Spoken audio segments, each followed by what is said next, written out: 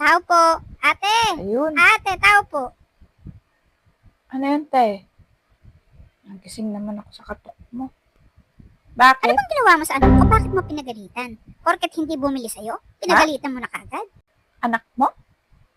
Pagagalitan ko? Porket hindi nga sa'yo Bakit? bumili? Di ba ginawa mo? Napunit yung plastic na bitbit niya. Sino ba anak mo? Sino anak ko? Yung may bitbit na plastic bag na may lamang mga dilata? Napunit tuloy kasi nagalit ka. Yan yung batang tinulungan ko kanina. Tinulungan o pinagalitan? Kaya nadapa tuloy yung bata kasi natakot sa'yo. Yung ibang binili niya tuloy nawala na. Hindi ko na alam kung nasaan na. Kasi kanina umiiyak yan, nakita ko, nadapa. Galing siya dun sa dulong tindahan. Bumili nga yan sa kumari ko, doon sa dulo. Tapos yung plastic na hawak niya, na meron lamang mata, napunit. Dito siya nadapa sa harapan ng tindahan ko. Pasawain mo ako. Binigyan ko nga siya ng bagong plastic. Ang sabihin mo, napilitang kambig yan. Kasi nga umiyak na yung bata. Umiiyak yan. Kasi pagagalitan mo nga daw Huwag mo siya. nga ibalik sa akin.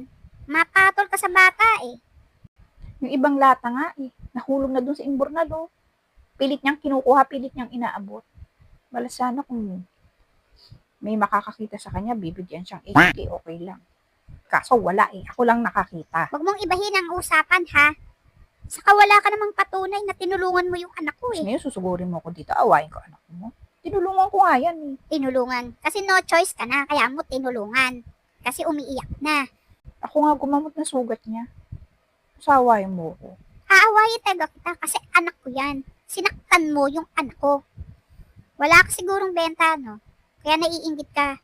Di ba dapat ikaw ang bumibili niyan? Kasi alam mo mabigat. Huwag mo akong sisihin. Inutusan ko yung anak ko. Anong matututo yan?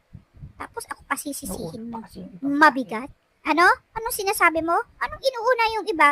Umayos ka.